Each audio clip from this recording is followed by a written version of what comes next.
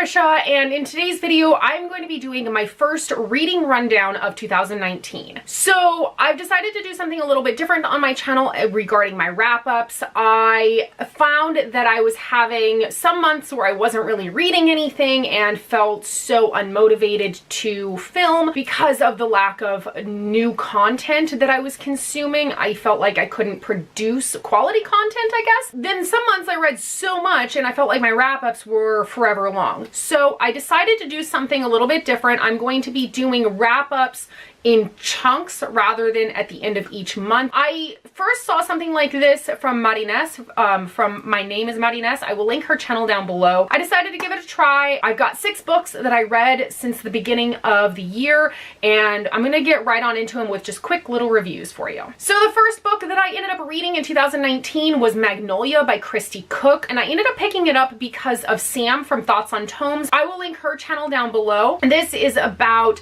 Gemma and Ryder's families that have been intertwined for several generations, and there is the expectation looming over both of their heads that they are going to be the two that are going to unite the family lines. The only problem is that Gemma and Ryder don't like each other. It's kind of a reverse Romeo and Juliet sort of story. I kind of liked the character development in this. They were pretty all well-rounded. The story lacked a little bit of the oomph that I was looking for from it, and I had fun reading it, but it wasn't like an amazing romantic read for me. Overall, I really enjoyed it. I ended up giving it a 3.25 out of 5 stars. The next book that I ended up reading was The Girl with All the Gifts by M.R. Carey. This is an adult sci-fi thriller. The book is about Melanie, who loves school and loves her favorite teacher, and every day she starts her day by waiting in her cell and waiting for the guards to come and strap her into her wheelchair and then take her to her classroom. She knows very little about the world other than the extent of her cell, the walk along the corridor to the classroom, and then her classroom.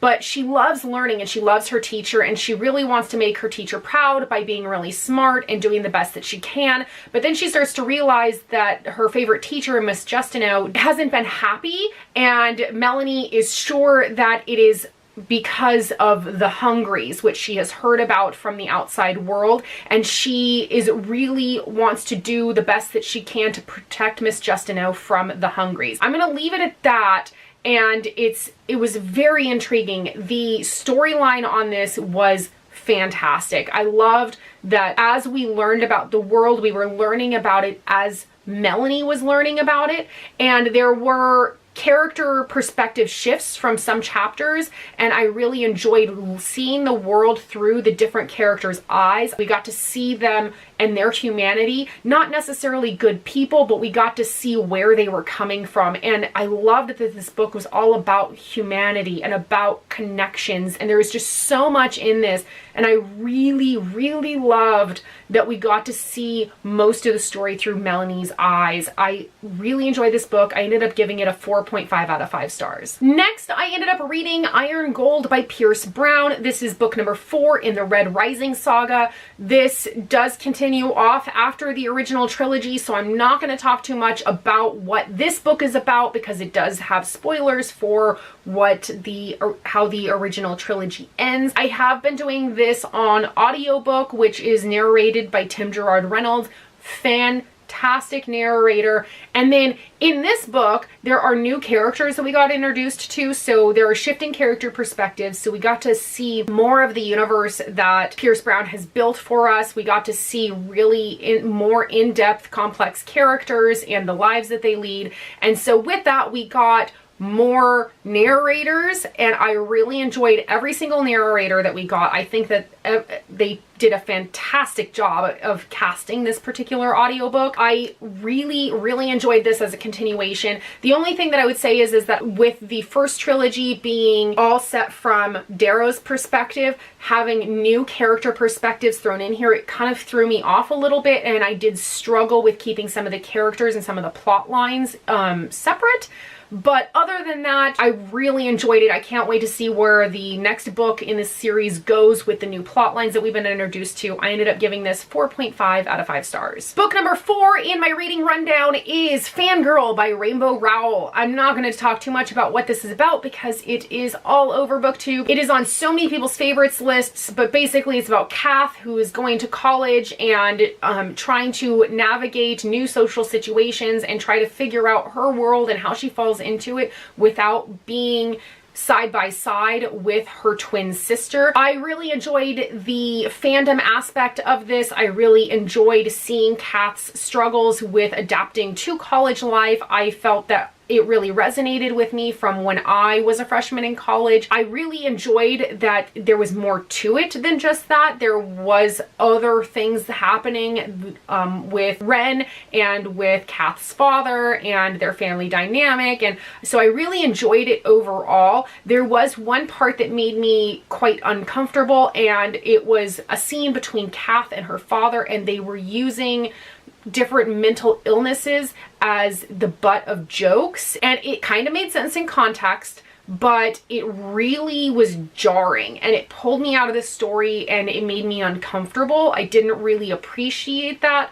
I understand that there is the idea that they are probably joking as their own way of coping with what is going on at that particular point in the story, but I felt like it was unnecessary to a degree. Other than that, I ended up giving this book 4.25 out of 5 stars. The next book I read was Red Shirts by John Scalzi. I did this on audiobook, which is amazing. I loved that I did this on audiobook. It is narrated by Will Wheaton. The story is about Andrew Dahl, who is a new crew member on the spaceship Intrepid, and as he starts to settle into life on the Intrepid, he starts to notice that there's something a little bit off about the crew and the missions that they all end up going on. There are away missions, and usually on these away missions, most people on the crew try to avoid going on them at all costs because a crew member of low ranking either ends up seriously injured or dies. And so Andrew starts trying to figure out what's going on, why is this happening, and then he stumbles across some information that kind of shocks him and his fellow crew members as to what the spaceship Intrepid really is. It's quite funny, really amusing. I found this especially enjoyable because I grew up watching Star Trek: The Next Generation when I was a kid, so I really loved that I could understand a lot of what was going on. I really enjoyed this. It was a fun read and I highly recommend it on audio. I ended up giving it 4 out of 5 stars. And then the last book for my reading rundown this time around is Starry Eyes by Jen Bennett. This is about Zori and Lennon, who used to be best friends, and then they had a falling out, and now it's the summer right before their last year of high school and they don't get along whatsoever, and they end up on a camping trip together. They end up going out camping and their lives are thrust back together and they just don't get along. And so there's a little bit of this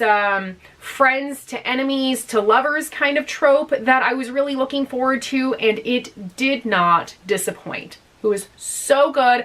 I really enjoyed watching the progression of Zori's and Lennon's relationship throughout the story. The adventure that they ended up going on was so fun and entertaining. I really enjoyed the hiking and camping scenes in this. And then I also really enjoyed that there was more to the story than just their relationship, and that was it.